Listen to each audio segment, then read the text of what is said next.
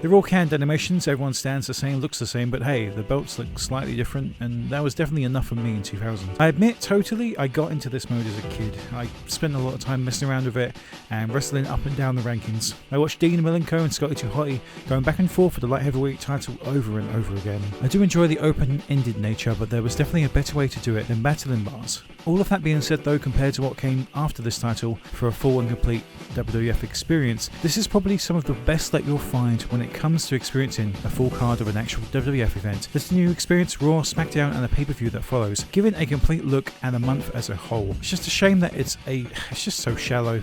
Nothing else really comes back to this kind of storytelling. Just Bring It has nothing like this. The SmackDown vs Raw series don't explore a full month in the life of a wrestler for quite a while, and even then it's never anything as engaging as this. The modern day 2K series of games have a universe mode option that does attempt to have you take complete control of a wrestler, much like we see here, so if you're a big fan of that, this may be the one for you to check out for a complete 2000 experience of the WWF.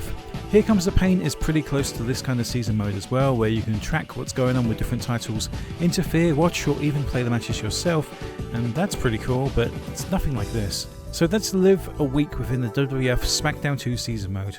You show up to the building, you hear you have a special match, you ask for a favour and it's granted. 𝓕𝓞𝓏𝓭 has a light heavyweight title match. Your opponent gets jumped backstage. You're either saved or destroyed. Maybe your opponent will have an interview instead of being attacked. Michael Cole will look confused. You have your match. You're satisfied with your victory or disappointed in your loss.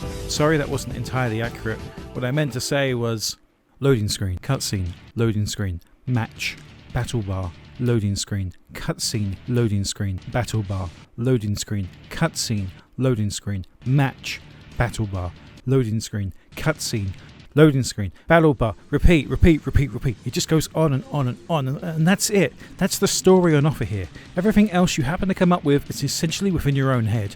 Of course, there are occasional cutscenes like a stable meeting inside the ring, though nothing is said and it doesn't affect anything outside of that one thing that you just watched. A match may take place immediately after, which seems connected, but who knows, could be anyone. If the person who we just saw lost, then we may see them complain afterwards, or celebrate if they won. Occasionally, you could be attacked yourself before a match, which gives you a disadvantage. I assume there's no way to tell your wrestler's health in this game, so maybe. Of course, you can look into the championship history and see how many defenses that people have had in the past, or look at who your current champions are. The rankings are the main point that you need to be interested in, and as I'm playing as Taz in season mode, it's important to know where I rank up against the other people in the Hardcore Championship division. I'm currently second, and Pat Patterson, who I've recently defeated, is now third. It's literally as easy and transparent as that, only it's not.